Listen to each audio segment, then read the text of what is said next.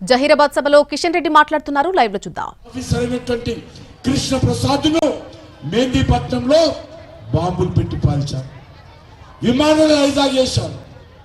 మన సైనికుల మీద దాడి చేసేవాళ్ళు, మన పోలీసుల మీద దాడి చేసేవాళ్ళు. మన పోలీసుల మీద జమ్మూ కాశ్మీర్లో రాళ్లతో కొడితే 1000 మంది వికలాంగులయ్యారు. స్కూల్ పిల్లలతో ఒక రాళ్లతో కొట్టించేవాళ్ళు. అంతేకాదు, ఒక జమ్మూ కాశ్మీర్లో నరేంద్ర మోడీ గారు ప్రభుత్వం రాకముందు స్వాతంత్రం వచ్చిన తర్వాత లెక్క తీస్తే 43,000 మంది మన సివిలియన్స్ కానీ పోలీసులు కానీ మరి ఆ రోజు బలిదానం కావడం జరిగింది. పాకిస్తాన్ కారణంగా, పాకిస్తాన్ ఉగ్రవాదుల కారణంగా, పాకిస్తాన్ సైన్యం కారణంగా ఒక్క జమ్మూ కాశ్మీర్లోనే 43,000 మంది చనిపోయారంటే ఏ రకంగా మరి నరేంద్ర మోడీ గారు రాకముందు దేశంలో శాంతి భద్రతలు ఉండేవని తెలుసు. పాకిస్తాన్ అనుకుంటే భారతదేశంలో ఏ నగరంలో అయినా ఏ రోజైనా చెప్పిన టైంకు బాంబులు పేల్చే శక్తి ఉండేది. ఆ రోజు పూర్తిగా భారతదేశాన్ని తన గుప్పిట్లో పెట్టుకునేటువంటి ప్రయత్నం చేయడం జరిగింది ఐఎస్ఐ ద్వారా. కానీ ఒక్కసారి ఆలోచన చేయండి, ఈ 10 సంవత్సరాలలో నరేంద్ర మోడీ గారు ప్రధానమంత్రి అయిన తర్వాత దేశంలో ఎందుకు బతకలాలు తగ్గాయి? దేశంలో ఎందుకు కర్ఫ్యూలు ఉండడం లేదు? పాకిస్తాన్ ఏఎస్ఐ కార్యక్రమాలు ఎందుకు తగ్గాయి? మన పోలీసుల మీద రాళ్ళు ఎందుకు రువ్వడం లేదు? మన పోలీసుల మీద తుపాకులు ఎందుకు ఎక్కుపెట్టడం లేదు? ఈరోజు దేశంలో ఎక్కడ చూసినా కూడా మార్పు కనిపిస్తా ఉంది. ఏ పాకిస్తాన్ అయితే పాకిస్తాన్ మన దేశాన్ని దెబ్బతీయడం కోసం పనిచేసిందో, ఈరోజు నరేంద్ర మోడీ గారు వచ్చిన తర్వాత పాకిస్తాన్ పరిస్థితి ఉందో అర్థం చేసుకోవచ్చు. పాకిస్తాన్ లో ఉన్నటువంటి ఉగ్రవాదులు ఒకరొకరు చనిపోతా ఉన్నారు. కారణం ఏంటో అర్థం చేసుకోవాల్సిందిగా కోరుతాం. పాకిస్తాన్ ఈరోజు ప్రపంచ దేశాల ముందు ఏకాకిగా నిలబడింది. పాకిస్తాన్ ఈరోజు ప్రపంచ దేశాల నుండి ఏ రకమైనటువంటి సాయం అందడం లేదు, ఒక చైనా దేశం తప్ప. నరేంద్ర మోడీ గారు ప్రధానమంత్రి కాకముందు అమెరికా కూడా పాకిస్తాన్కి ఆయుధాలు ఇచ్చేది, పెద్ద ఎత్తున డాలర్స్ ఇచ్చేది, అన్ని రకాల సహకారం అందించేది. కానీ ఈరోజు ఒక సమర్థవంతమైనటువంటి నాయకత్వం భారతదేశంలో ఉంది కాబట్టి నరేంద్ర మోడీ గారి నాయకత్వంలో ఈరోజు పాకిస్తాన్ ఏకాకి చేశాం. ఏ దేశం నుంచి సాయం రాకుండా చూపించాం. అదొక ఉగ్రవాద దేశము, టెర్రరిజాన్ని ప్రోత్సహించే దేశము. కాబట్టి పాకిస్తాన్ ఏ రకంగా సాయం అందించకూడదని చెప్పి నరేంద్ర మోడీ గారి నాయకత్వంలో ప్రపంచాన్నంతా ఏకం చేసినటువంటి ఘనత ఈరోజు నరేంద్ర మోడీ గారికి దక్కుతుందని తెలియజేస్తుంది. నరేంద్ర మోడీ గారు చేసిన కృషి కారణంగా, చర్యల కారణంగా ఈరోజు పాకిస్తాన్ లో మరి ఏ రకంగా ఒక రొట్టె ముక్క కోసం కొట్టుక చేస్తా ఉన్నారు. ఆకలితో ఈరోజు అలమటిస్తా ఉన్నటువంటి పాకిస్తాన్ చూస్తే వాళ్ళ పాపం పండింది.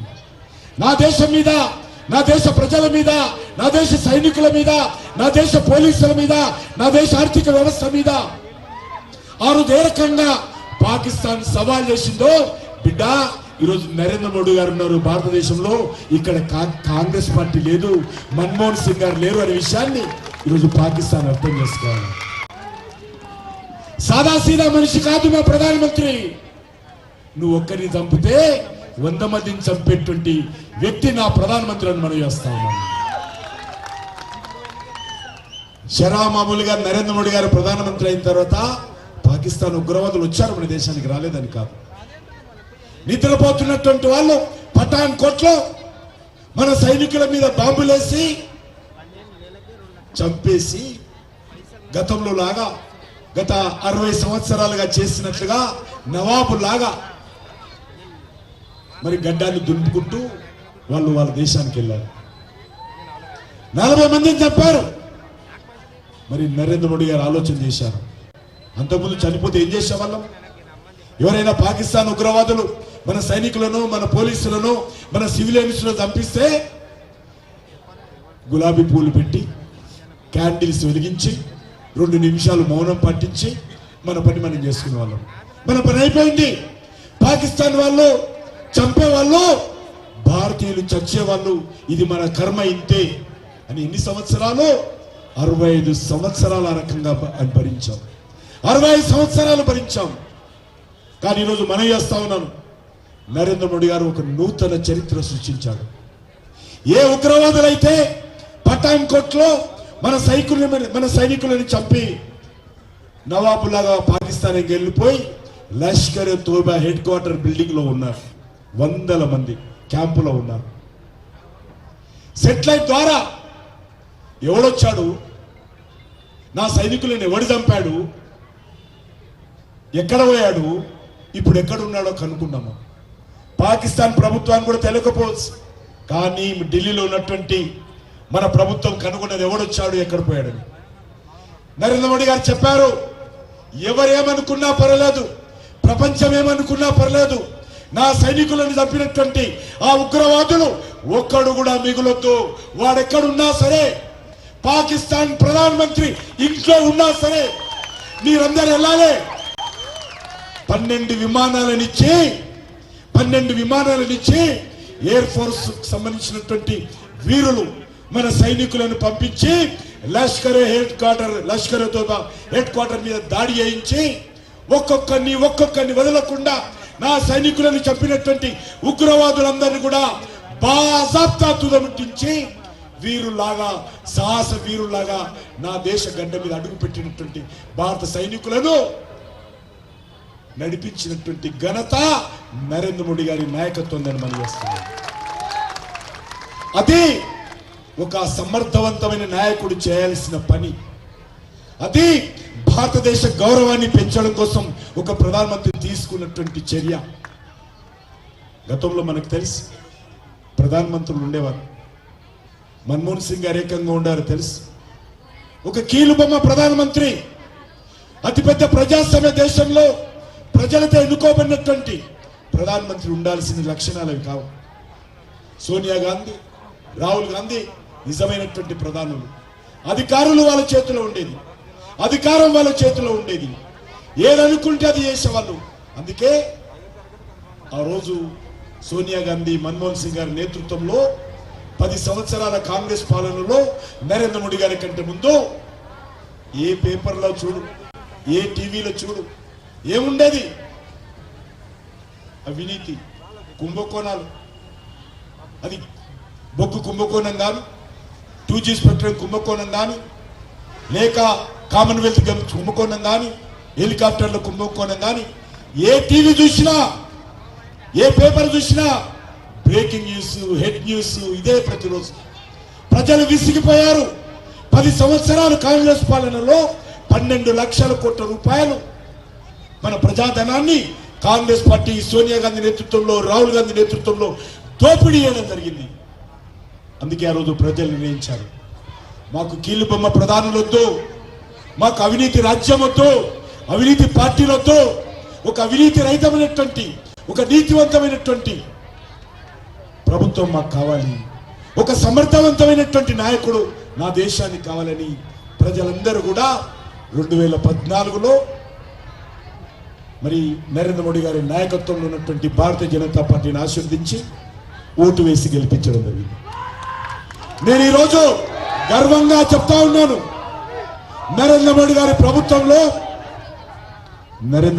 ప్రభుత్వంలో ఒక మంత్రి గారు మీ అందరికి మనం వస్తా ఉన్నాను. 10 సంవత్సరాలు అంటే 9.5 సంవత్సరాలుగా నరేంద్ర మోడీ గారి ప్రభుత్వము ఒక ధర్మకర్తగానే ప్రయత్నించింది తప్ప ఒక్క రూపాయి కూడా అవినీతికి పాల్పడలేదు. మమ్మల్ని విమర్శించే కాంగ్రెస్ పార్టీ కానీ, మమ్మల్ని విమర్శించే మరొక పార్టీ కానీ, మమ్మల్ని ప్రతిరోజు ఆడిపోసుకున్నటువంటి దేశాలు కానీ, మా శత్రు దేశమైనటువంటి పాకిస్తాన్ కూడా నరేంద్ర మోడీ గారిని అవినీతి పడలేదు. నరేంద్ర మోడీ గారు ఒక్క రూపాయి తిన్నాడు, ఒక్క రూపాయి దుర్వినియోగం చేశాడని ఏ ఒక్కడు అనే ధైర్యము, సాహసము ఈ భూ ప్రపంచంలో ఏ ఒక్కరికి లేదు. అటువంటి ఒక నీతివంతమైనటువంటి, ఒక నిజాయితీతో కూడినటువంటి ప్రభుత్వాన్ని గత 9 సంవత్సరాలుగా నరేంద్ర మోడీ గారి నేతృత్వంలో అందించడం జరిగింది. ఒక్క రూపాయి అవినీతి జరగల. అది 2014లో ప్రజలకు ఇచ్చాము గ్యారంటీ. ఆ గ్యారంటీ ప్రకారమే, మోడీ గ్యారంటీ ప్రకారమే ఒక అవినీతి రహితమైనటువంటి ప్రభుత్వం దేశంలో ఇచ్చాం. అంతేకాదు ఆ రోజు కీలుబొమ్మ ప్రధాని ఉండేడు.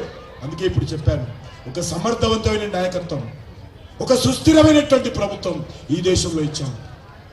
అందుకే మీ అందరినీ కోరుతా ఉన్నాను, ఎవరు కావాలా మనకు? అవినీతితో కూడినటువంటి కుటుంబ రాజకీయాలు కావాలా?